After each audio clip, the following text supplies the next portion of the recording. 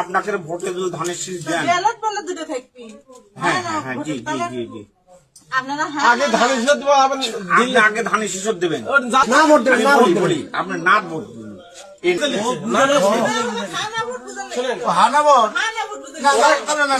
জামাত আসলি জামাতিরা কি জানেন হা করছে দেখি আমরা এটা তো আমরা ধানের শীষ করে সরকার গঠন করবি ইনশাল্লাহ।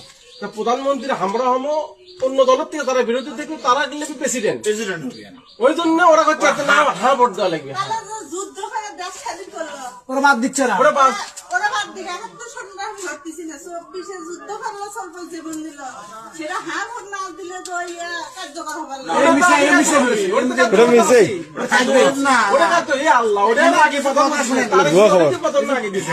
অনেক তফাৎ আছে, এটা না হলে তো তারা যুদ্ধ হতে পারে না। অনেক অনেক অনেক ব্যাখ্যা আছে এর ভিতর। ওটা থাকতেই পারে, ওটাতে না ভোটের ভিতরে ওটা আছে, 24 আন্দোলনের ভিতরে না ভোট আছে। 24-এর আন্দোলন আমাদের শুনে না।